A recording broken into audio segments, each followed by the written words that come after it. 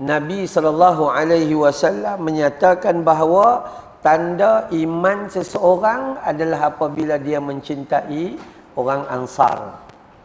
Maksudnya apa? Pertama, keimanan dinilai. Hari ini kalau kita tak suka kepada orang Islam, bahaya juga. Tak suka pada orang Islam. Alhamdulillah, dah habis dah pilihan raya. Lega. Lega. Kalau tidak, ya Allah ngata ke orang ni lah macam-macam. Jenuh. Yeah. Habis semua orang jahat, kita seorang je baik. Habis semua orang neraka, kita seorang aja syurga. Lega hati sekarang. Alhamdulillah. Gitulah. Ya.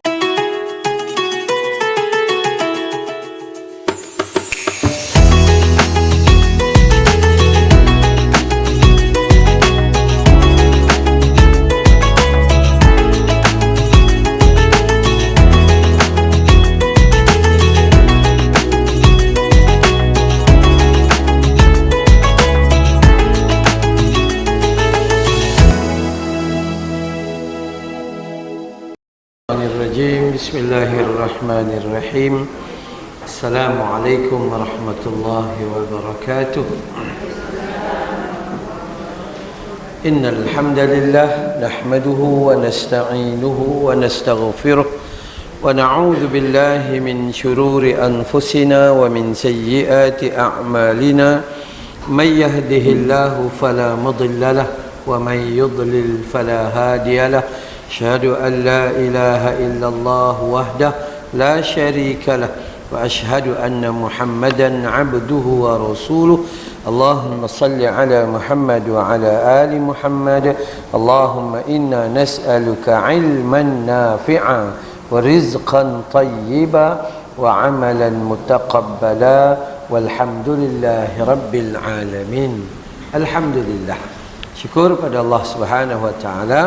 Pagi yang berbahagia ini kita sekali lagi dipertemukan dalam taman-taman syurga Allah Subhanahu wa taala.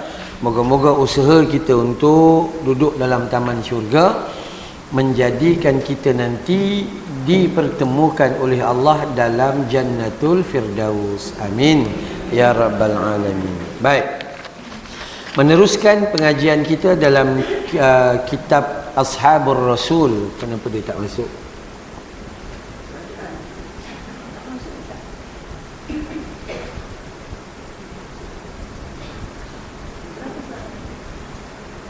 Dia tak masuk.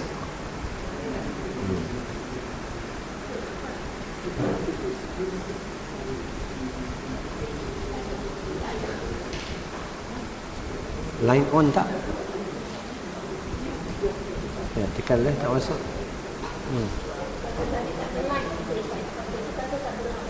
Ha?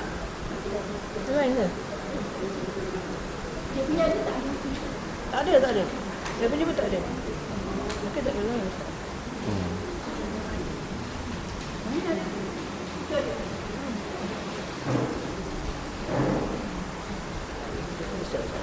Boleh.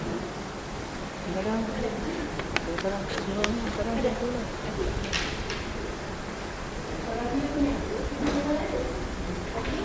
Tak ada.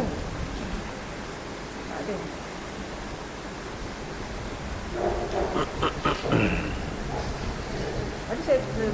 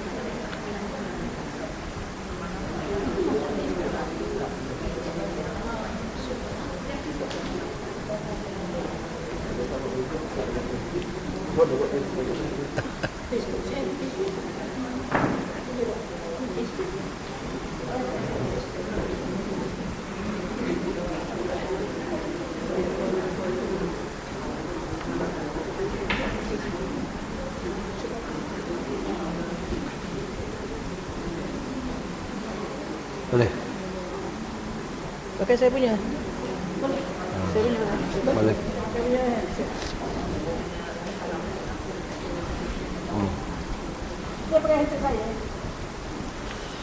Okey, bismillahirrahmanirrahim.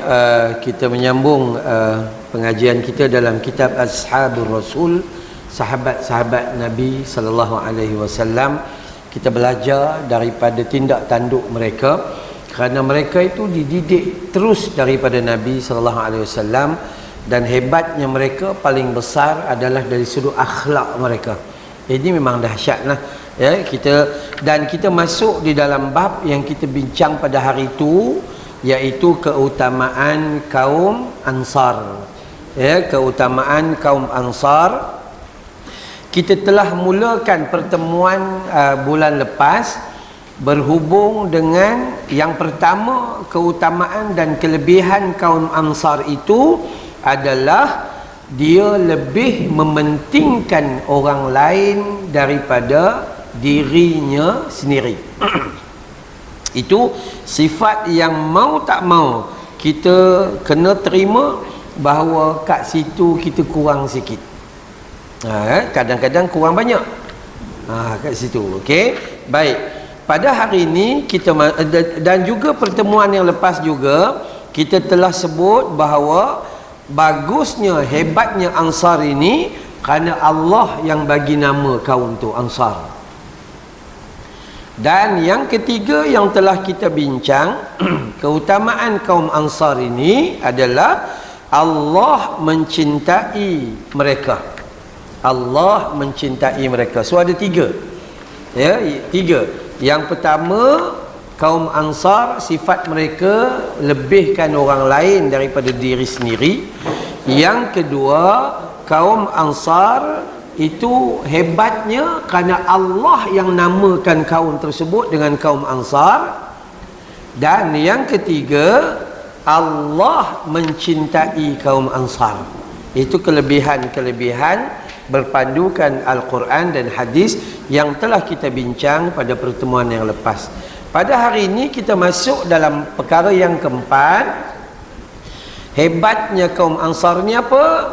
Iaitu kata Nabi sallallahu alaihi wasallam, orang yang mencintai kaum Ansar itu tanda iman seseorang. Kalau kita mengaku kita ni orang beriman, maka wajib menyayangi kaum Ansar. Itu yang keempat. Nak bagi tahu bahawa besar tak kaum Ansar? Besar. Itu tanda iman seseorang. Ya, itu tanda iman. Baik. Terkait dengannya, Nabi sallallahu alaihi wasallam telah bersabda, ayatul imani hubbul ansari wa ayatun nifaqi bughdul ansari. Kata Nabi sallallahu alaihi wasallam dalam riwayat Imam Ahmad, juga Al-Bukhari menyebut dalam kitabnya Tarikh dari Muawiyah bin Abu Sufyan, Nabi menyatakan salah satu tanda iman, ayatul iman, tanda dan nas kepada iman adalah hubbul ansar, sayang kepada orang Ansar. Wa ayatun nifaq, dan tanda munafiknya seseorang adalah benci kepada Ansar. Daripada dulu kita dah cakap tentang kaum Ansar adalah mereka yang berada di Madinah ketika baginda Nabi sallallahu alaihi wasallam dan umat Islam berhijrah daripada Mekah. Yang mereka yang hijrah ni namanya Muhajirin, dan kaum Ansar adalah orang Madinah, orang kampung di Madinah. Dan hebatnya orang Madinah, orang datang ke tempat dia, dia tak halau, malah dia terima dan dia layan sehabis baik, sehinggalah Nabi SAW menyatakan bahawa tanda iman seseorang adalah apabila dia mencintai orang Ansar. Maksudnya apa? Pertama, keimanan dinilai. Hari ini kalau kita tak suka kepada orang Islam, bahaya juga. Tak suka pada orang Islam, alhamdulillah dah habis dah pilihan raya, lega. Kalau tidak, ya Allah, ngata ke orang ni lah macam-macam. Jenuh. Ya. Habis semua orang jahat, kita seorang je baik. Habis semua orang neraka, kita seorang aja syurga.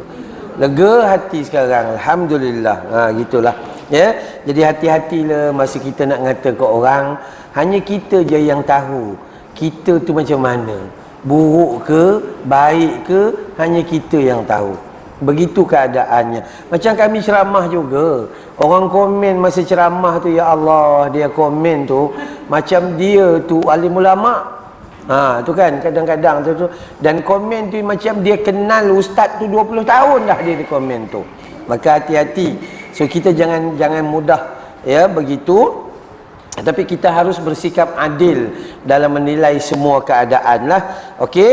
Jadi yang perkara yang keempat, besarnya atau hebatnya atau utamanya golongan Ansar ini, kata Nabi, tanda orang beriman adalah apabila dia mencintai dan menyayangi golongan Ansar. Dan tanda nifak atau munafiknya seseorang bila dia tak suka dengan golongan Ansar. Dah selesai. Sebab tu orang Madinah menjadi rujukan di dalam hal-hal hukum hakam amalan orang-orang Madinah. Seperti mana dipelopori di ajaran itu daripada mazhab Imam Maliki. Imam Maliki atau Tok Guru Imam Syafi'i, Imam Malik ni, dia selalu menggunakan hukum hakam berpandukan kepada apa yang dilakukan oleh orang-orang di Madinah. Ya, ini. Baik. Hadis yang kedua dalam bab ni juga, Nabi kata la yubghidul ansara rajulun yu'minu billah wal yaumil akhir. Tidak ada orang yang beriman kepada Allah dan tidak ada orang yang beriman kepada hari akhirat yang membenci kaum Ansar. Jadi daripada dua ni, yang pertama kata, kalau kamu mengaku kamu sayang, kamu beriman, maka syarat dia adalah kamu mencintai golongan Ansar. Dan kalau kamu benci pada golongan Ansar, maka kamu termasuk dalam golongan orang yang munafik atau mempunyai sifat-sifat nifak, sifat-sifat munafik. Dan hadis yang kedua pula, kata Nabi, Allah Subhanahu wa taala bagi tahu kepada kita ini melalui lidah Nabi sallallahu alaihi wasallam, tidak ada orang yang beriman kepada Allah, tidak ada orang yang beriman pada hari akhirat yang bila dia mengaku aku beriman kepada Allah, aku beriman kepada hari akhirat, tapi tiba-tiba dia benci kepada orang Ansar, maka dia dinamakan tidak beriman kepada Allah dan tidak beriman kepada hari akhirat. Ini perkara yang keempat. Jadi tanda orang yang beriman adalah mencintai golongan Ansar. Baik. Yang kelima, yang kedua pada hari ini, yang kelima pada pengajian kita, wasiat Nabi agar berbuat baik kepada golongan Ansar. Nikmatnya, besarnya orang Ansar ni, Nabi pesan kepada kita, Nabi berwasiat, buatlah baik pada golongan Ansar. Nabi pesan, ya. Baik, kita tengok.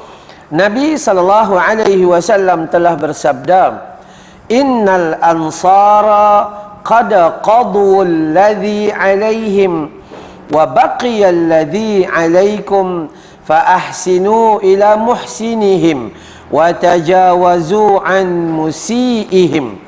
Orang-orang Ansar telah menunaikan kewajiban mereka. Apa kewajiban mereka? Menerima muhajirin dengan hati yang sangat terbuka, memberi bantuan segala macam bentuk di dalam menerima kaum muhajirin. Maka tinggallah kalian menunaikan kewajiban kalian. Maksudnya orang Ansar dah bersedia bantu, maka tinggal orang muhajirin untuk bentuk diri dia sendiri sahaja. Dan ni, fa ahsinu ila muhsinihim, berbuat baiklah kepada orang yang berbuat baik kepada kamu dari kalangan mereka. Jadi setiap Dia bukan kata orang lain saja, bukan kata orang Ansar saja, semua orang lah. Siapa yang buat baik dengan kita, maka kita balas paling kurang sama dengannya, lebih baik, lebih daripada itu. Macam kita bagi salam, orang jawab, orang bagi salam, Assalamualaikum, jawab dia Waalaikumsalam, sama. Tapi Nabi kata lebih baik daripadanya Waalaikumsalam warahmatullahi wabarakatuh. Kebaikan berganda buat orang yang membalas itu. Jadi Nabi kata fa-ahsinu ila muhsinihim, berbuat baiklah kamu kepada orang yang berbuat baik daripada kalangan mereka itu, wa tajawazu an musiihim, dan maafkan orang yang berbuat salah daripada kalangan mereka itu. Hadis ini riwayat Imam Asy-Syafi'i dan Baihaqi dalam kitab Ma'rifah dari Anas bin Malik. Ini disebut dalam, disahihkan oleh Imam Albani dalam kitab Sahihul Jami'. Nak cerita pada kita kelebihan golongan Ansar sehingga Nabi mewasiatkan kepada kita untuk apa? Buat baik dengan mereka. Kita sekarang tak boleh lah, golongan Ansar lah tak ada. Kan? Jadi kita pula tu golongan pemata. Ya, golongan pemata. Jadi kita gunalah orang yang ada keliling kita tu, fa-ahsinu, buat baik dengan dia. Jangan gaduh. Kan ya, buat baik semua insya-Allah. Kemudian kalaulah ada di kalangan mereka yang pernah buat salah, Nabi kata apa? Wa tajawazu an musiihim, maafkanlah mereka. Katakanlah jiran-jiran kita tu kadang-kadang kan sekarang ni viral kucing. Viral kucing. TikTok saya pun boleh tahan. Sampai orang kata kat saya apa tahu? Orang kata, kucing najis ke ustaz yang najis? Oh, sampai begitu. Sekarang orang komen, ya Allah, siang malam pagi petang dahsyat. Dia dengar 1 minit, kemudian dia komen 1 jam. Dia dengar 1 minit. Dan dia dengar pula tu dengan niat mencari salah. Kita jumpa salah je. Kalau kita dengar betul-betul, kita sebut dah yang najis tu, najis dia tahi dengan air kencing dia. Kalau dibiarkan dalam rumah bersepah-sepah, kan tak elok. Nak solat berbau gitu gini. Maka kalau nak bela kucing, letaklah tempat yang elok-elok, letak sangkanya. Kalau dah kita duduk dalam rumah, kalau najis dia berbau, kita letaklah di halaman rumah, buat sangka besar-besar, bagi keindahan elok-elok, sediakan had dia, ada kucing jantan, ada kucing betina, kemudian ada waktu-waktunya lepaskan dia pergi. Jangan jaga dia macam manusia. Ada dipakainya baju Doraemon. Iya, ada dipotong-potongnya bulu kucing tu macam janggut orang. Bukan ada kerja manusia. Sebab tu hukum bela kucing tak ada masalah, hukumnya harus. Walaupun mazhab Imam Hanafi kata kucing tu najis, ada pendapat kata najis, tapi kita kata najis, yang kita kata najis tu kerana apa? Air kencing dan tahi dia tu, yang bukan hanya duduk di halaman rumah kita, kadang-kadang penuh halaman rumah orang. Kita pula pandai ngajar kucing tu suruh berak rumah orang, balik dah lepas berak baru balik rumah kita. Kalau orang marah, orang komplain, kita marah pula. Ini bahayanya. Tapi itulah, ya Allah, kadang-kadang kita sebagai manusia terasa juga hina benar ustaz ya. Gitu. Tapi tak. Ya, kenapa? Disebabkan kalau kita buat nak cari redha manusia, manusia selalu mengecewakan kita. Tapi kalau buat untuk cari redha Allah, Allah sentiasa beri ketenangan dan kedamaian pada kita. Kan dia? Maka tenang-tenang aja insya-Allah. Jadi sebab tu bila Nabi wasiatkan kepada kita buat baik kepada golongan Ansar, maka kita ni yang berada di keliling kita ni semua orang beriman belaka. Yang beriman, yang duduk di nak datang kuliah di STP Surau Taman Permata, awak ada kereta awak elok dah, alhamdulillah. Kereta beli pun 6-700 ribu, sekali start terus sampai. Kan? Maka kawan-kawan awak 2-3 orang ni ada kat rumah, nak pergi juga, berhenti je, ni Den jom, sudah selesai. Besar tak pahala? Besar. Sangat-sangat besar. Sebab itu perintah Nabi SAW adalah buat baik kepada golongan Ansar, dan kemudian maafkan kalau ada andai kesalahan sikit-sikit tu biasa. Saya selalu pesan, kita semua ada kesilapan. Termasuklah ustaz-ustaz, alim ulama, semua ada salah. Yang tak salah Nabi seorang je. Dia tu maksum, terpelihara daripada melakukan salah dan silap. Tapi kita tak, ada je. Mungkin terlepas cakap. Dalam kuliah ni tiba-tiba tersebut riwayat Imam Bukhari. Rupanya dah riwayat Imam Bukhari dan Muslim. Balik-balik di rumah buka kitab, loh, silap rupanya. Itu salah. Dah, dia memang begitu manusia. Jadi cuma kalau hidup kita nak cari salah manusia, memang kita akan jumpa salah aja. Dan yang ruginya apa? Kita kehilangan waktu untuk merenung kesalahan kita. Jadi kita duk rasa kita je seorang yang betul. Baik. Jadi perintah Nabi untuk buat baik kepada golongan Ansar itu menunjukkan tingginya orang Ansar. Dan perintah Nabi untuk memaafkan mereka itu menunjukkan baiknya mereka. Maka ayat ini memberi wasiat juga kepada kita bahawa berbuat baiklah kepada orang keliling kita, dan andai ada sahabat handai ahli keluarga kita yang ada salah dengan kita, apa kita buat? Maafkanlah mereka. Maafkanlah mereka. Baik, hadis yang kedua masih dalam bab ni. Istausu bil ansari khairan. Aku mewasiatkan kepada kalian, ya, dengan orang Ansar ni berbuat baiklah. Istausu bil ansari khairan. Aku wasiat dengan orang Ansar ni, kamu buat baiklah. Hadis ini daripada Anas bin Malik, disahihkan. Hadis riwayat Imam Ahmad hadis ini. Ya, jadi dua dah hadis cerita tentang Nabi perintah buat baik. Buat baik dengan siapa? Ansar, ya, orang yang beriman kepada Allah Ta'ala. Dan Ibnu Abbas, Abdullah Ibnu Abbas bercerita pada satu hari Rasulullah SAW keluar menuju masjid dengan mengenakan selimut di pundak. Pundak tu maksudnya apa? Bahu. Ya, bahu, sama ada kanan atau kiri.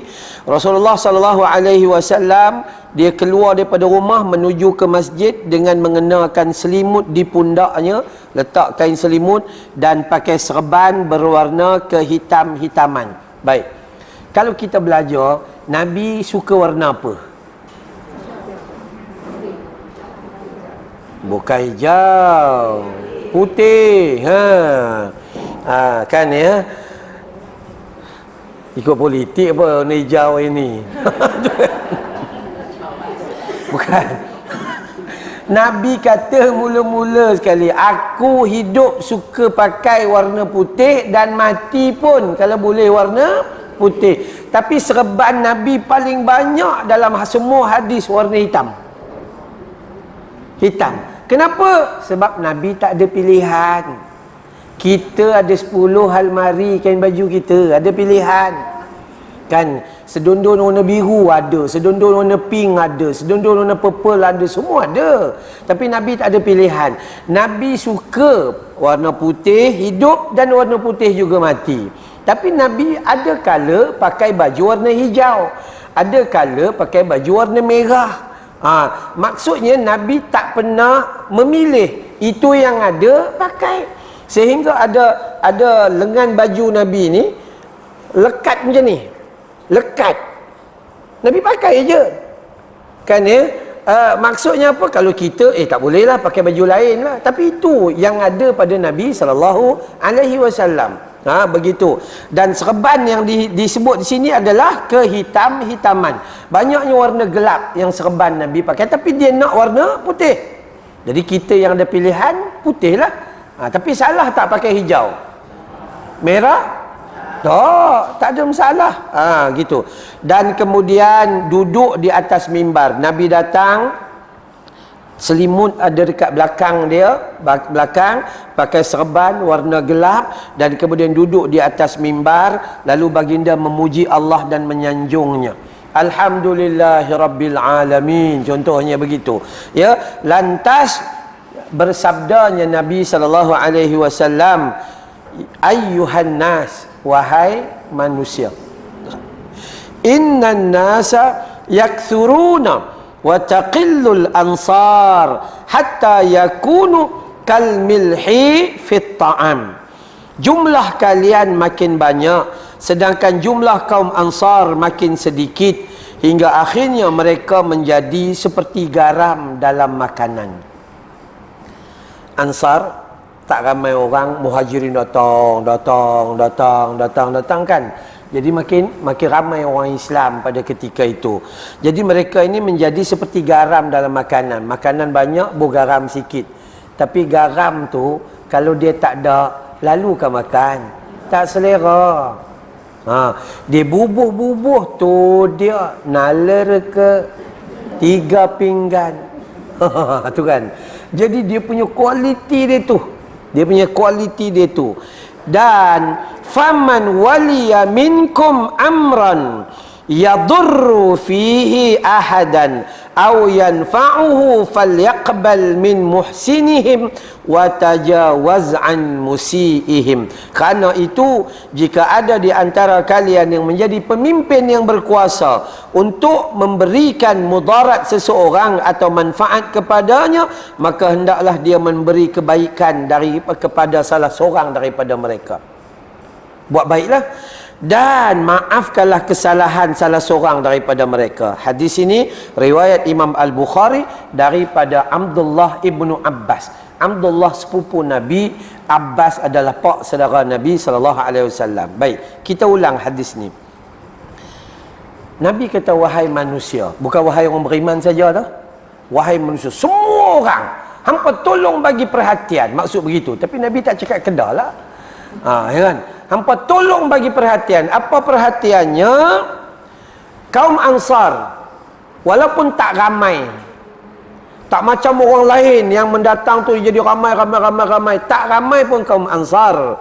Hinggalah mereka itu menjadi garam dalam makanan, tapi kualiti dia tinggi. Buat bubur, tak ada garam, tak sedap. Paling tidak goreng ikan masin, ikan masin tu diramah-ramah jadi serbuk, bubur baru jadi. Tu pun disebabkan ada rasa ikan masin daripada garam juga. Semuanya begitu. Maka kualiti hidup orang Ansar itu sangat bernilai besar terhadap orang-orang Muhajirin. Dan Nabi pesan, wahai Muhajirin, andai kamu diangkat menjadi pemimpin, kawasan ni pun dah ada orang menang dah. Kan? Dah ada orang menang dah. Sama ada kita pilih dia ke orang lain pilih dia, tu tak kisah. Tapi dia dah menang dah. Maka kalau kamu jadi pemimpin yang boleh dan mampu memberi manfaat dan juga memberi mudarat dengan kuasa kamu, maka Nabi pesan pada orang Ansar, berilah kebaikan kepada mereka.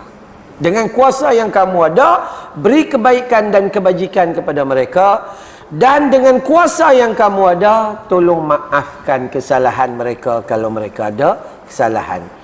Ni, saya suka bila mendengar kalimah maaf.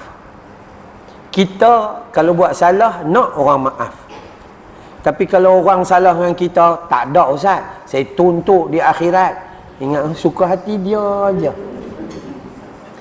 Dia bahasa yang paling mudah, senang saja. Apa yang kita tak suka orang buat pada kita, kita jangan buat kat orang. Bahagialah kita. Kan ya? Itu saja. Kalau kita nak orang maafkan kita, jadi orang pun nak kita maafkan dia. Maka janganlah Allah, STP mengaji berpuluh tahun dah. Tapi sayang, kadang-kadang hati kita tu tak berapa bersih. Buku berapa kali tukar dah. Ya, PKP hari tu hilang buku. Buat buku baru. Yang tulis ni macam-macam dah. Kadang-kadang ilmu, ini ulama-ulama ilmu menyatakan bahawa jangan hanya letak ilmu di akal fikiran, Kalau letak di akal fikiran, itu namanya pengetahuan, tahu. Tapi ilmu kena lontar dalam jantung hati sehingga menimbul kesedaran.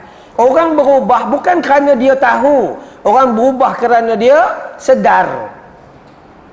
Jadi ilmu tak boleh letak di akal kerana itu sekadar tahu. Ramai orang Islam, dia tahu dia orang Islam kena solat 5 waktu, tapi dia belum sedar, belum solat. Ramai orang Islam, orang perempuan yang dia tahu orang Islam kena tutup aurat, sampai sekarang dia tak tutup aurat. Kenapa? Sebab ilmu cukup sekadar menjadi tahu tapi tidak sedar di hati. Kalau ilmu sampai di hati, dia akan buat perubahan kepada seseorang. Begitulah yang kita mengaji ni. Ustaz, saya entahlah Ustaz, tak pandai-pandai Ustaz. 20 tahun dah ngaji di STP. Cuma tak sebut M je, STPM. Gitu. Kan? Tapi saya tak pandai-pandai Ustaz. Tak apa. Mana pandainya tu? Ketika ada program agama, awak pergi dan duduk dalam program agama tu, pandailah tu. Kerana awak memilih kebaikan, memilih manfaat dan menjauhi kemudaratan. Paling tidak bila duduk dalam ni 1 jam, tak peganglah handphone. Kau duduk di rumah ni begini, tolak zoom. Iya sungguh. Paling tidak, ya, mengambil kemanfaatan, menjauhi kemudaratan. Ini nikmat kita. Kita mengaji kan selalu kata gitu. Masuk-masuk, dengar-dengar, baru faham. Keluar karang, udah lupa. Itu memperangai kita. Okey, baik. Kita teruskan lagi. Jadi, kita kena faham bahawa Nabi wasiat yang kelima ni agar buat baik dengan kaum Ansar. Sambung lagi, masih dalam bab yang kelima juga.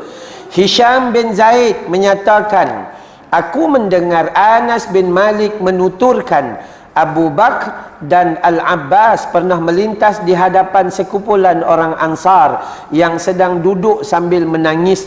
Lalu dia pun bertanya, Abu Bakar dan Al-Abbas, pak saudara Nabi ni, dia berjalan lalu di kalangan orang Ansar dan melihat orang Ansar menangis. Mereka berhenti dan mereka bertanya, wahai orang Ansar, apa yang membuat kalian menangis?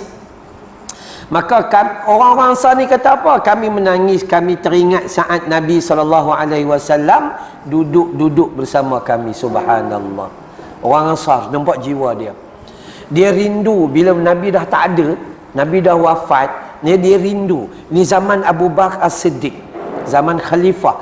Dia rindu, ya Allah, kalau boleh nak suasana yang macam tu. Suasana apa? Nabi duduk di kalangan kami. Seronoknya Nabi yang dipanggil sebagai Khalilullah, kekasih Allah itu, dia duduk di kalangan kita. Ya Allah, seronoknya. Tapi kita jangan berangan. Ada orang pernah tanya saya dalam dalam program Maulidur Rasul. Tak lama lagi lah, kan, sebulan 2 lagi kan. Ya, jadi Maulidur Rasul ni ada orang tanya, Ustaz, alangkah baiknya, saya berangan sangat Ustaz kalau boleh hidup di zaman Nabi SAW. Saya kata janganlah berangan sangat. Sebab ramai orang hidup di zaman Nabi masuk neraka. Ya, pak saudara Nabi pun masuk neraka. Jadi hati-hati. Jadi sepatutnya apa? Sepatutnya kita bangga kita dipilih untuk duduk di zaman ini, duduk pula di Taman Permata Ulu Kelang. Ya. Kenapa? Sebab ujian iman tak sebeban ujian pada waktu tu. Kita tak layak duduk di zaman tu, sebab tu Allah tak bagi pada kita. Saya teringat satu kisah di mana satu ceramah orang kulit hitam, penceramahnya kulit hitam sangat-sangat. Saya hitam, saya tampuk manggis. Ya. Dia hitam, tak ada tampuk. Hitam sungguh-sungguh. Ketika dia bagi ceramah, orang tanya, awak ni jadi orang kulit hitam ni, apa rasanya? Dia kata, I'm proud be black. Ya, aku bangga jadi hitam. Kenapa? Sebab memang Allah nakkan aku jadi begitu. Jadi aku seronok dengan pilihan Allah. Itu betulnya. Itu iman seseorang tu. Kita pula kalau ditanya, Ustaz, kalau boleh nak hidung mancung tajam, boleh potong roti. Gitu. Tu. Jadi jawapan dia tu, aku bangga dengan pilihan Allah. Ketika Allah pilih kita duduk di taman apa? Taman Permata ni, maka kita bangga dengan pilihan Allah. Allah pilih kita jadi Melayu dan alhamdulillah Melayu kita Islam. Tak jadi macam Filipin. Melayu banyak Kristian. Hanya 4% saja. Tak jadi macam Bali di Indonesia, Melayu agama Buddha dan Hindu. Tapi kita alhamdulillah. Jadi kita sepatutnya rasa apa? Rasa bangga. Melihat Abu Bakar dan Abbas tanya, kenapa kalian menangis? Maka mereka jawab, kami ni rindu teringat saat-saat Nabi SAW duduk bersama dengan kami. Sebab tu Nabi kata orang Ansar ni baik. Semasa adanya Nabi, mereka benar-benar taat. Semasa tiadanya Nabi, rindu tak pernah padam di jiwa mereka terhadap baginda Nabi SAW. Hadis yang dalam bab ini dicerita dalam hadis riwayat Imam Al-Bukhari, juga riwayat Imam An-Nasa'i dalam kitab Al-Fadail, dan Ibnu Hajar juga dalam kitab Fathul Bari. Dia menyatakan bahawa maksud pertanyaan ini, kami teringat saat Nabi masih ikut duduk bersama-sama kami, adalah majlis tempat mereka biasa duduk bersama Rasulullah SAW. Dulu tempat tu Nabi suka pergi bagi tazkirah. Sekarang dia orang tunggu kat situ, tapi Nabi dah wafat. Rindu pada Nabi macam tu. Kan? Jadi tu yang menyebabkan dia teringat gitu. Dan ketika itu Nabi sedang sakit pada satu ketika, dan kaum Ansar khawatir Nabi akan wafat kerananya dan menyedari tidak akan bersama lagi dalam majlis itu. Jadi mereka menangis rindu. Bukan sahaja rindu ketika Nabi wafat, setelah Nabi wafat, tapi ketika Nabi sakit pun orang-orang yang sayang pada Nabi ni risau takut Nabi wafat dan dah tak sempat dengan jumpa Nabi SAW. Allah. Jadi kita ni kena usaha sikitlah untuk paling tidak ini nombor satu, memperbanyakkan selawat ke atas Nabi SAW. Dalam bab mengingati Nabi ni, pertama yang itulah mulut paling mudah buat. Selawat. Paling banyak selawat lebih baik pada hari Jumaat. Itu memang jelas.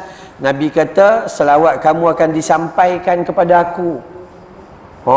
Sehingga Nabi diberitahu bahawa si fulan berselawat kepadamu, disampaikan kepada Nabi.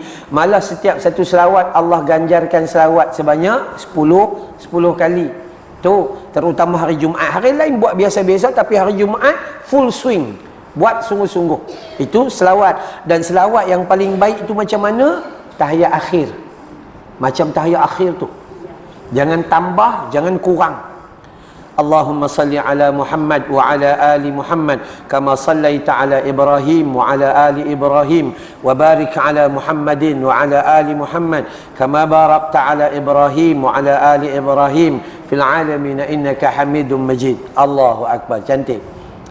Tapi kalau nak lembut sikit, Allahumma salli ala Muhammad wa ala ali Muhammad. Sudah, alhamdulillah. Tapi paling bagus adalah tahiyat akhir. Lepas selawat, nak buat macam mana lagi ingat pada Nabi? Ingat pada Nabi dengan beramal dengan segala macam sunnah Nabi. Apa maksud sunnah? Sunnah adalah apa yang Nabi buat, apa yang Nabi cakap, apa yang Nabi akui. Jadi Nabi solat fardu, awak solat fardu lah. Dan ketika awak solat fardu, kena ikut solat macam solatnya Nabi. Ketika Nabi puasa, ikut cara Nabi puasa. Nabi sahur, kan, sahur Nabi beberapa teguk air dan beberapa butir kurma. Sahur kita asam pedas ikan pari.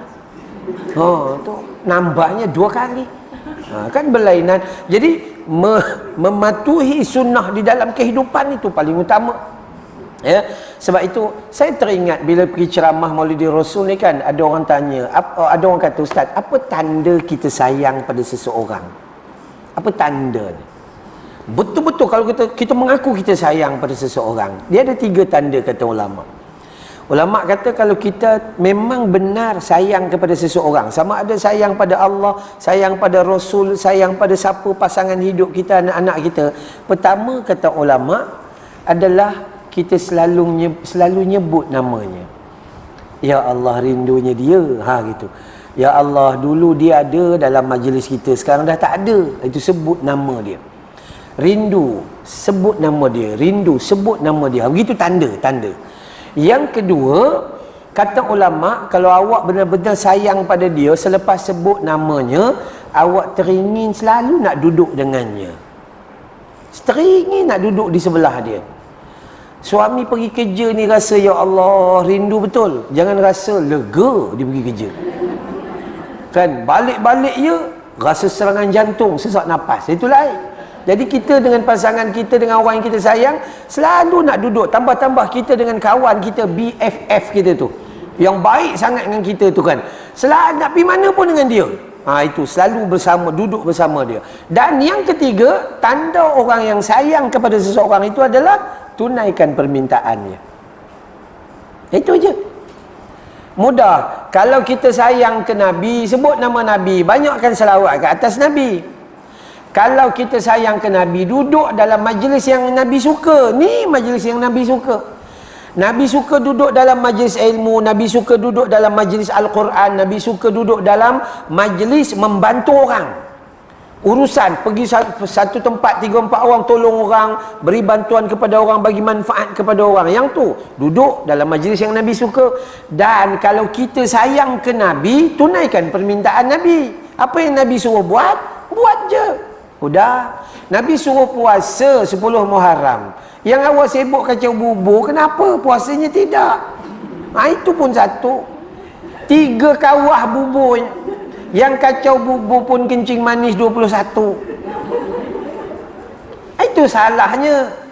Bukan salah tang kacau bubur tu. Salahnya bila kita buat yang kita suka, tapi kita tak buat yang Nabi suka. Itu 3 benda yang kita selalu kena fikir. Jadi bila Nabi pesan pada kita buat baik kepada golongan Ansar, maka jom kita berbuat baik kepada golongan Ansar. Baik. Dan lantas salah seorang sahabat bergegas menemui Nabi SAW yang pada ketika itu sedang sakit. Ya. Dan memberitahu hal sedemikian. Kemudian baginda keluar dalam keadaan kepala yang terikat sapu tangan kecil. Baginda pun naik ke atas mimbar, dan baginda tidak pernah naik ke atas mimbar lagi setelah itu. Ya, habis dah pada waktu tu dia naik di mimbar tu. Kenapa? Nak bagi wasiat dan pesanan. Lalu Nabi memuji dan menyanjungi Allah. Alhamdulillahirabbil alamin. Subhanallahi walhamdulillah wala ilaha illallah wallahu akbar wala haula wala quwwata illa billahil aliyyil azim. Dan kemudian Nabi bersabda, usikum, aku mewasiatkan kepada kalian, bil ansari, ya, yakni fa innahum karishi wa aibati wa qad qadaw alladhi alaihim wa baqiya alladhi alaikum faqbalu min muhsinihim wa tajawazu an musiihim. Aku berwasiat kepada kalian agar sentiasa buat baik kepada orang Ansar. Orang Ansar rindukan aku. Walaupun aku sakit, dia tunggu juga harap Nabi datang ngajar, duduk dalam majlis ilmu. Sesungguhnya mereka adalah kantung perut dan peti kemasku. Ingat, Nabi kata golongan Ansar itu kantung perutku. Mereka berada di dalam yang buat aku kenyang, yang buat aku lega. Aku tidak kelaparan selagi mereka ada di sini. Itu dia punya dahsyat sayangnya Nabi kepada golongan Ansar. Dan kemudian Nabi kata bahawa sesungguhnya mereka itu juga adalah kotak barang kemasku. Maksudnya apa? Sangat berharga. Kadang-kadang kita bukanlah ada emas banyak pun, kotak besar tu, buh dalam tu, dalam handbag tu tak pernah tinggal, bawa pi merata-rata. Ya, Sungguh, dalam rumah kita kunci, tapi nak pi mana-mana pun pi merata-rata. Kenapa? Sebab tu nilaian dia. Maka nilaian golongan Ansar di sisi Nabi, kata Nabi, mereka adalah sesuatu yang berada dalam kantong perut. Dia sentiasa mengenyangkan Nabi dengan orang Ansar ni. Dan dia bernilai besar, yakni mereka itu seperti kotak ke barang kemasku, sangat-sangat bernilai. Separuh hadis ini Ibnu Hajar Al-Asqalani dalam kitabnya Fathul Bari, dia menyatakan qarshi wa abaiti. Dalam ayat ni kata fa innahum karishi wa aibati. Karishi wa aibati. Apa? Iaitu mereka adalah teman-teman kepercayaanku, orang-orang yang dekat kepadaku. Dan kemudian menambah, baginda membuat perumpamaan perut itu kenapa? Sebab dia merupakan tempat mencerna makanan makhluk hidup dengan yang membuatnya tumbuh besar. Maksudnya apa? Kepentingan orang Ansar di sisi Nabi cukup besar. Bukan hanya penting, tapi bernilai dan berharga. Tu sebab itu Nabi kata begitu. Dan kemudian mereka telah menunaikan apa yang menjadi kewajiban mereka, menerima kamu sebagai muhajirin, dan tinggal bagi mereka menerima hak daripada kalian. So kamu pula kena balas kebaikan mereka. Dan oleh kerana itu, terimalah orang yang berbuat baik dari kalangan mereka. Ulang balik, sama. Dan sama juga, maafkanlah orang yang buat buruk dari kalangan mereka terhadap kamu. Besarnya permintaan yang Nabi minta kepada kita terhadap golongan Ansar. Pertama, di sini, dalam hadis ni, Nabi pesan dengan wasiat. Wasiat dengan pesan biasa lain. Wasiat ni, dia bagi bahawasanya lepas ni mungkin tak jumpa dah. Kalau pesan, dia ikut, nak ikut-ikut, tak mau ikut sudah. Tapi tak, wasiat ni tak. Dia khusus. Macam kita lah. Kadang-kadang nak bagi wasiat ke anak-anak kita, kita tak bercakap sambil lewa gitu. Panggil, duduk. Ni, anak-anak, tolong dengar mak nak cakap. Lebih kurang macam tu. Dia wasiat betul lah tu. Okey. Dan bukan hanya itu, Nabi wasiat berbuat baik kepada mereka. Satu. Kedua, Nabi kata mereka itu adalah orang yang memenuhi kantung perutku, sentiasa memberi aku kecukupan. Dan yang ketiga, mereka itu seperti barang kemas aku, sangat bernilai. Dan kemudian memandangkan kepada kebaikan itu, maka hendaklah kalian itu buat baik kepada mereka dan maafkan mereka seandainya mereka buat salah kepada kalian. Allahu Akbar. Kita tak sempatlah nak buat baik dengan golongan Ansar, tapi bolehlah berbuat baik dengan golongan Hulu Kelang. Boleh. Allah banyak. Dekat sekitar kita ada orang miskin tak? Ada orang susah, ada orang masalah, ada orang sakit, ada orang perlu bantuan. Sentiasa ada. Maka senang aja singgah Giant, beli barang sikit untuk kita. Beli barang untuk kita 2 troli RM600 contohnya. 2 troli.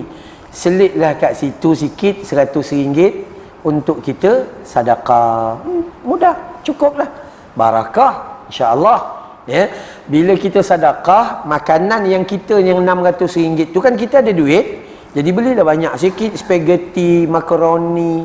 Kita kan orang putih. Jadi kita belilah makan tu hasil daripada sebahagiannya kita sedekah. Makanan tu jadi barakah, memberi kesihatan kepada kita, memberi kebaikan, memberi tenaga dan menganjurkan kita dalam melakukan kebaikan.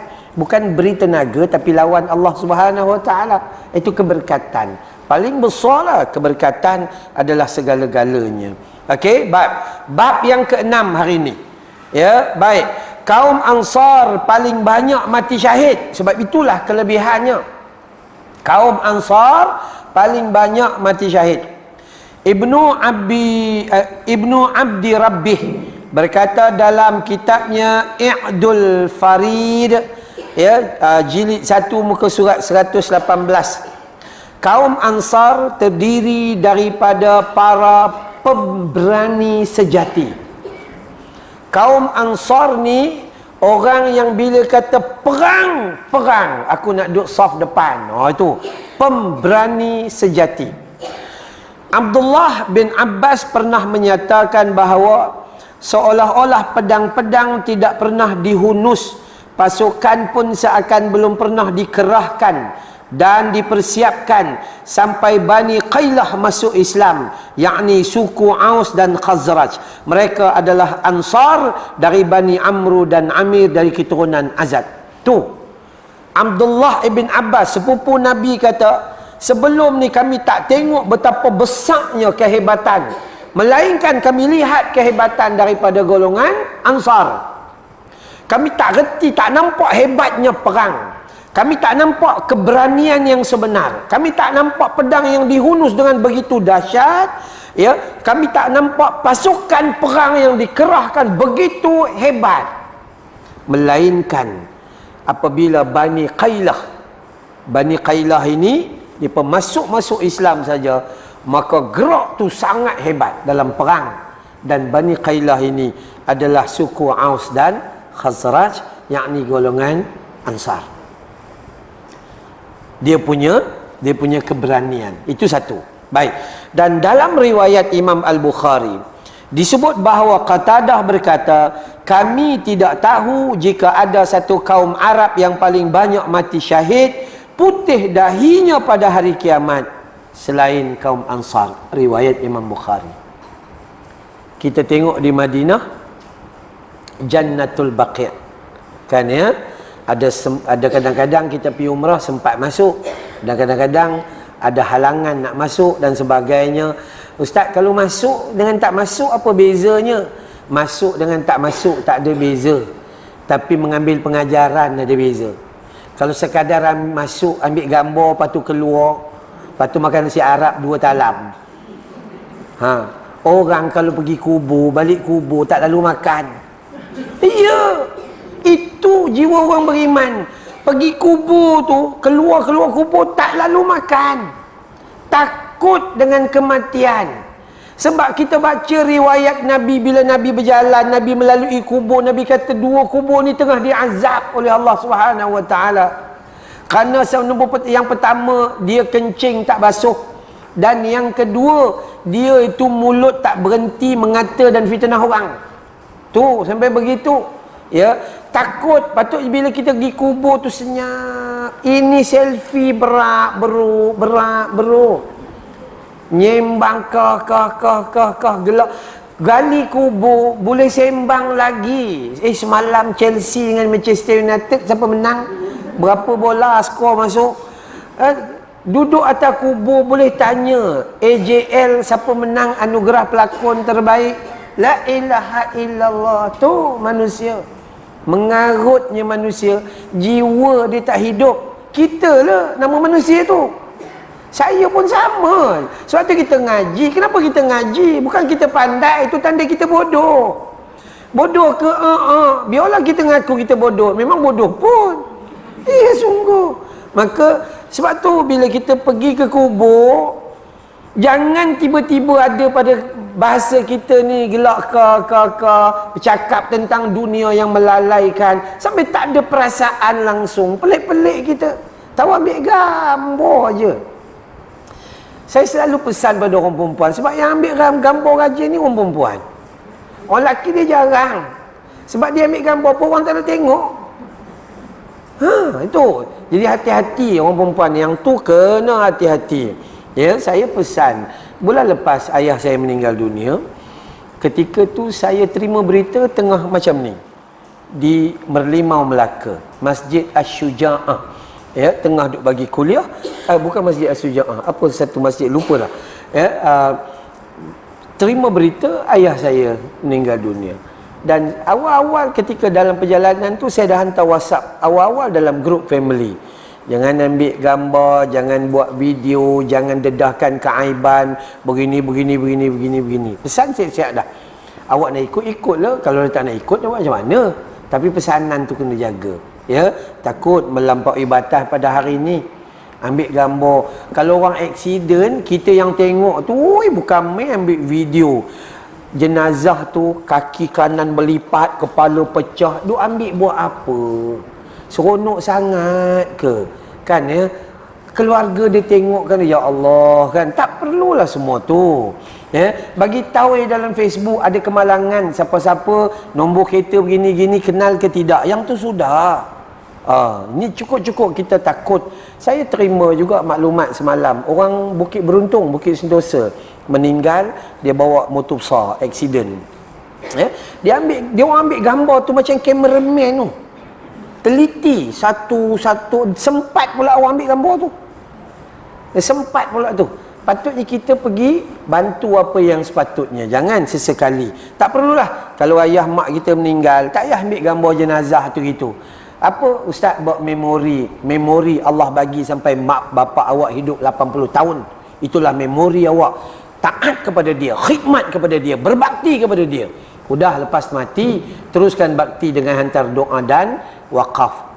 Itu sampai begitu, ya. Jadi kalau kita melihat di sini, paling banyak sekali dalam riwayat Imam Al-Bukhari bahawa Qatadah pernah berkata bahawa orang yang paling banyak mati syahid adalah orang Ansar yang dahinya putih.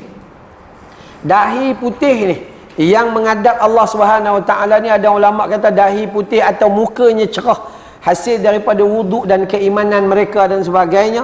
Pada hari kiamat tak lain dan tak bukan adalah golongan Ansar. Maka boleh tak kita belajar? Boleh kita belajar dengan golongan Ansar. Paling besar belajar dengan golongan Ansar. Berbaik-baiklah dengan jiran kanan dan kirimu.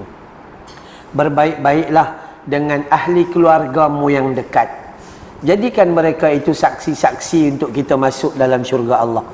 Jangan jadi asbab kakak kita tu kita masuk neraka, sebab kita macam-macam kita mengata dengan dia. Tu. Jangan jadi asbab bapak kita masuk neraka, sebab kita derhaka kepada dia. Jangan jadi asbab pasangan hidup kita masuk neraka. Pasangan esok jadi saksi. Ya Allah, betul. Dia dulu nusyus. Dia keluar daripada rumah. Dia tak dengar cakap aku. Ya, betul. Tu betul. Pada waktu tu tak ada satu pun melainkan semuanya bercakap benar. Yang bercakap apa? Bukan mulut. Mulut kalau Allah buka, depan Allah boleh bohong. Tapi wa tukallimuna aydihim, dua tangan kita yang akan bercakap. Ya. Dan dalam kesempatan lainnya, Qatadah berkata, Anas bin Malik bercerita kepada kami bahawa 70 orang terbunuh dari kalangan mereka, yakni Ansar, pada perang Uhud. 70 pada perang Bir Ma'unah dan 70 pada perang Yamamah. Ada 70 orang, 70 orang, 70 orang. 70 dalam perang Uhud, 70 dalam Bir Ma'unah dan 70 pada perang Yamamah.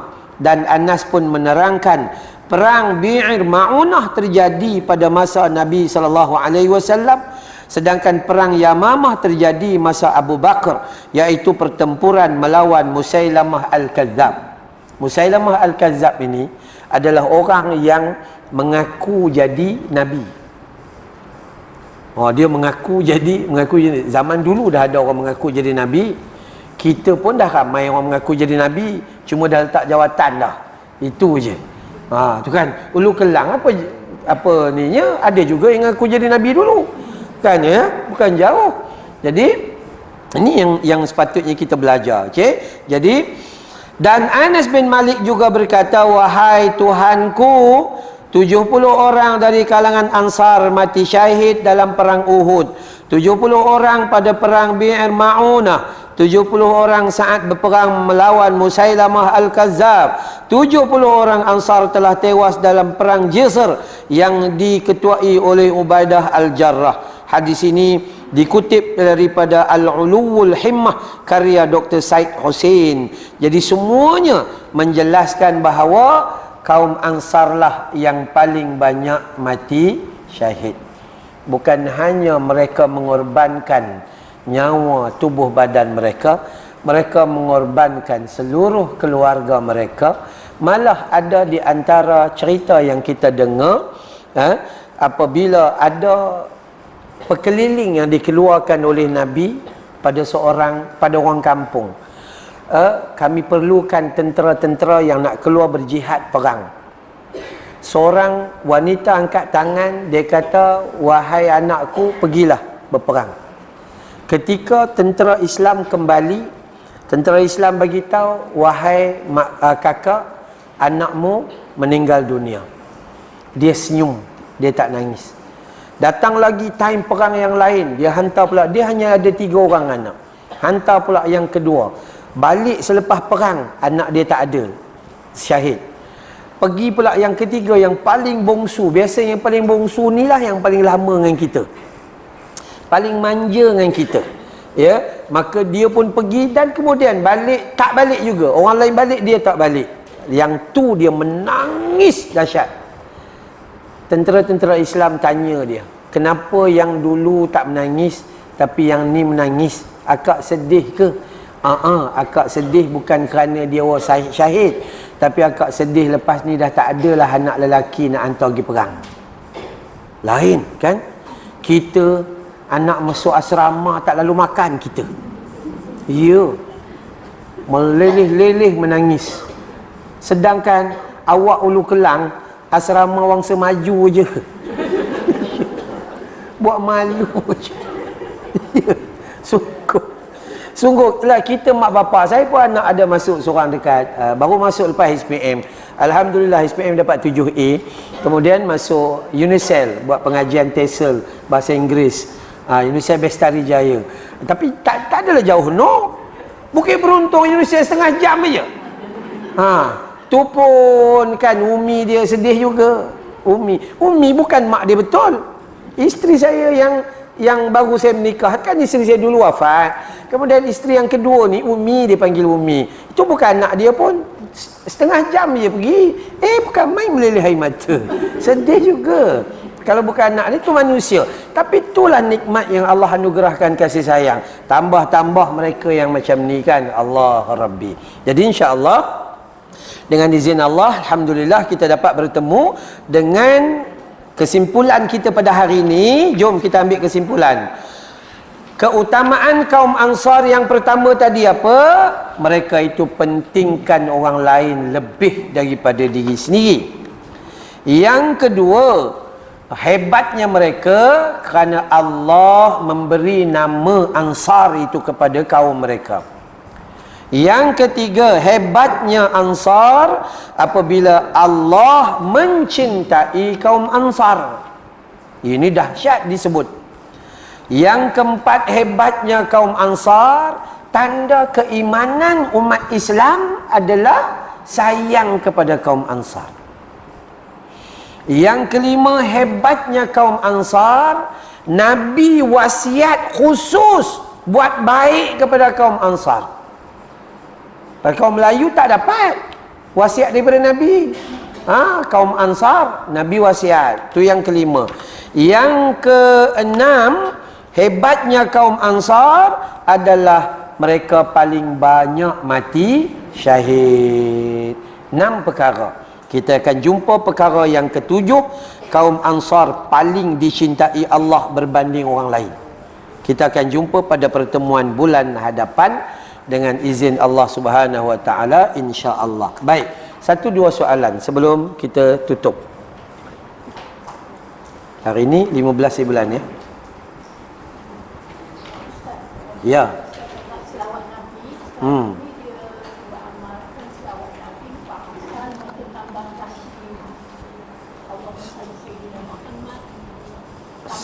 Selepas asar, kemudian 80 kali.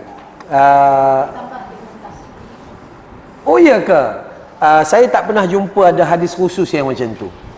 Tidak ada hadis yang menyatakan ke selepas asar kena selawat 80 kali, lepas tu dapat begini-begini, kemudian ada kelebihan-kelebihan tertentu.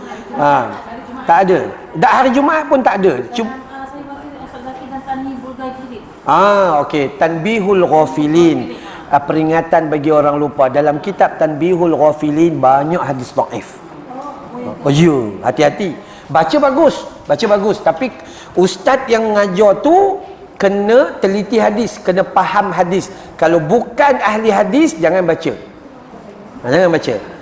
Yang ada hadis sahih, perbanyak. Nabi kata, fa'akthiru alaihi salawati. Perbanyakkanlah kalian selawat kalian padaku pada hari Jumaat, kerana selawat itu akan disampaikan kepadaku. Sehinggalah ada sahabat tanya, ya Rasulullah, nak sampai macam mana?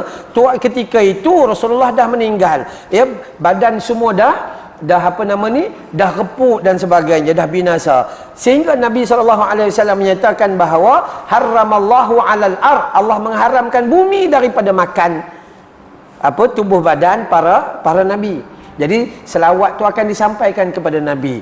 Dan juga disebut bukan hanya selawat pada hari Jumaat, kemudian disebut selawat disampaikan kepada dia, malah Nabi mengenali orang yang sampai yang berselawat itu, dan kemudian gandaannya 10 kali daripada Allah Subhanahu wa taala. Itu hadis sahih.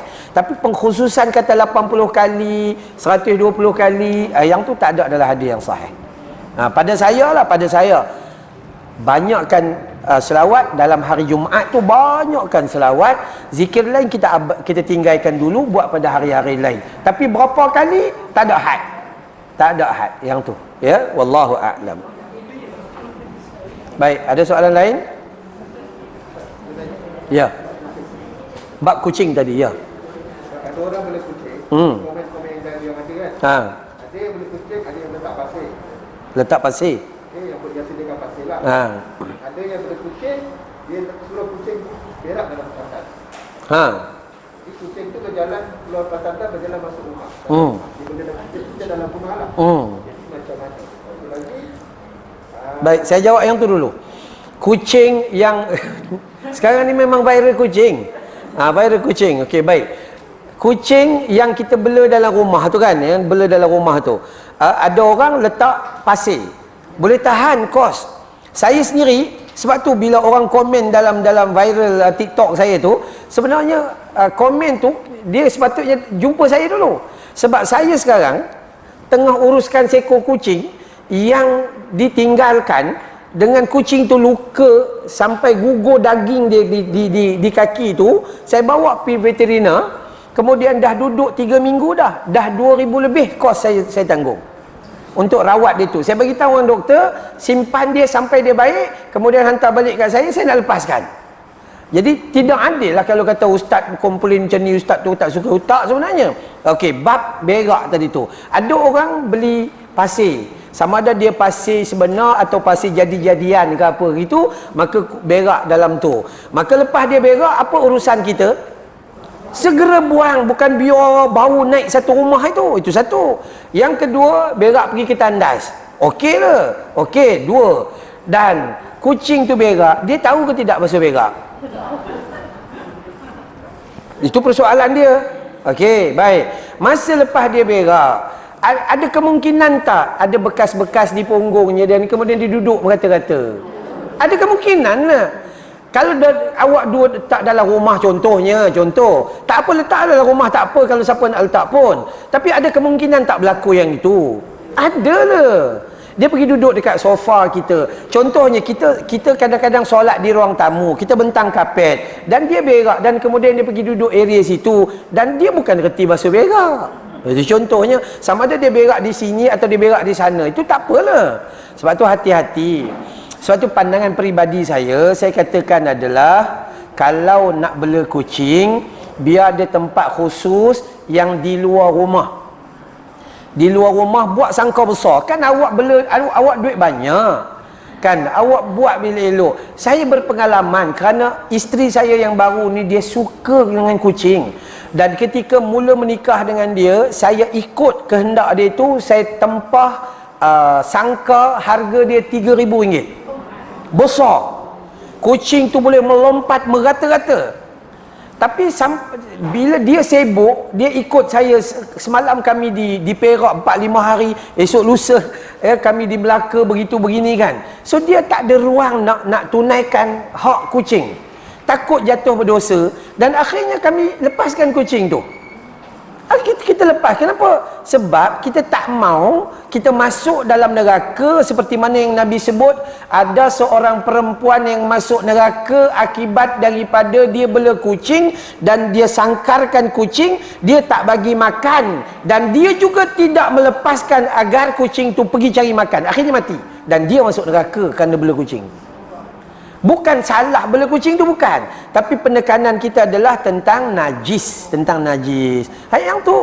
Maka kalaulah kita pastikan dia tu berak, kemudian ada wipe tisu ke bagi ke apa gitu kan, ya, apa-apa yang sepatutnya lah, maka okeylah, tak adalah masalah. Berak dalam tandas, bagus kalau kucing tu faham. Orang yang tak reti flush, dia kucing reti flush, tak ada masalah. Itu semua tak ada masalah. Tetapi jaga hak dia. Hak dia apa? Hak dia adalah bebas dilepaskan. Bebas dilepaskan. Dia boleh bertemu dengan kucing-kucing lain, searena dengan, sekampung dengan dia. Dia boleh makan apa yang dia nak di luar sana. Itu hak dia juga. Awak nak bela, nak bantu apa-apa tu tak ada masalah apa-apa. Okey, ada apa satu lagi? Macam mana? Kasih. Ini pun satu perkara juga. Bela kucing, kasih terus, kan, potong bahagian peranakan, bahagian sperm dia tu, sehingga yang jantan tu makin hari obesity, ya, akhirnya bergolek berdebu, jalan tak larat. Siapa yang beratkan dia? Kita. Dosa, memang dosa. Bolehlah kasih tu, tapi sampai satu tahap. Bila keliling kita kucing orang tak ada, ataupun hidup orang diganggu dek kucing, masa tu bolehlah kasihnya. Adalah hukum-hukum tertentu. Tapi tidaklah kalau awak bela 5-6 ekor kucing, kemudian bila nampak bila 6 ekor kasih terus kucing tu. Apa hak kita? Sebab tu untuk menyelamatkan kita daripada perbincangan-perbincangan khilaf dan sebagainya, maka kalau kita betul sayang ke kucing, pergi mana-mana pusat penjagaan kucing yang besar-besar tu, beri bantuan kepada mereka. Kerana mereka jaga, mana yang sakit dia ambil, kemudian sihat dia lepaskan. Dia ambil yang tu sepatutnya. Bukan kita buat dengan cara yang kita duk buat dan akhirnya membebankan halaman rumah orang lain. Saya tak benci dengan kucing. Saya okey dengan kucing, tak ada masalah. Tapi saya tak suka bawa kucing masuk dalam rumah kerana kita takut masalah najis itu. Kucing pula, dia berak tu boleh tahan. Kucing dia kencing ikut suka hati dia je. Kejap-kejap ada kuning-kuning kat tepi sini, kejap-kejap ada ke tepi sini, kejap-kejap bau dan sebagainya. Kita solat pula atas kapet depan tu. Begitu. Maka untuk bagi hak kucing adalah biarkanlah dia hidup dengan habitat dia tersendiri. Alah, kalau kita duduk dalam sangkar, macam mana ceritanya? Itu kan. Itu aja. Wallahu a'lam. Insya-Allah yang tu je. Ustaz, sama juga dengan pemeliharaan burung. Ya, sama. Dia asal kepada hukum adalah tidak dilarang, tetapi bila kita buat macam tu, kita akan memberi bebanan dan kezaliman atas binatang tu nanti. Dan takut-takut pula sebab binatang ni berhak menuntut di sisi Allah Ta'ala nanti atas perbuatan manusia atas dia. Ya, ada berhak tuntut.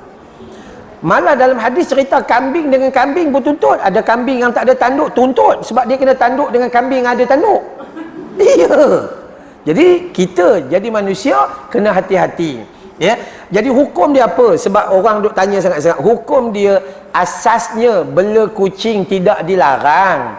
Tapi persoalannya, adakah kita dapat menunaikan hak kucing itu mengikut kadar kucing itu? Kucing tu perlukan berjalan di luar, kucing tu perlukan makanan yang dia suka. Kucing itu dia tak perlu pakai baju Doraemon macam tadi tu. Dia tak perlu pakai baju, dia tak perlu itu dan tak perlu ini. Jadi kalau kita jumpa kucing, kalau kita dapat bela dan bagi hak dia, maka tak adalah masalah. Tak ada masalah. Yang kita tekan tu sebab najis dia. Najis dia berak kencing dia tu. Air liur dia tak apa. Elio tak ada masalah, berak kencing dia tu. Kucing bak berak, okey kita sediakan. Tapi pengalaman saya yang buat sangkar besar tu, kalau kita bila dah sangkar besar, lepas tu kita satu-satu hari kita lepaskan, walaupun tempat-tempat disediakan, tapi dia tetap kangkang, dia pergi kencing kat merata-rata tempat lain. Ada juga waktu tu, kenapa? Nama pun kucing. Iya. Bulu. Okey, bulu ni ada khilaf pandangan saja. Bulu kucing bersentuh dengan kucing batal wuduk ke tidak? Ada pandangan, khilaf pandangan. Pada hakikatnya jumhur ulama kata tak batal. Tak ada masalah. Dia bukan najis. Walaupun ada sedikit pandangan mazhab Imam Hanafi kata najis, tapi dia tak najis. Cuma dalam TikTok saya tu, saya sebut pada hari tu orang cerita, orang tanya soal kucing berak dan kencing di halaman rumah orang. Tu yang kita jawab tu. Sebab tu kameraman macam ni, bila dia nak potong, dia nak edit, dia nak cut, dia kena tanya ustaz dulu, sesuai ke tidak edit macam ni. Takut-takut dia yang buka fitnah. Gitu, dia kena tanya ustaz, ini okey tak? Ini okey ni, ini tak? Tiba-tiba je. Okey.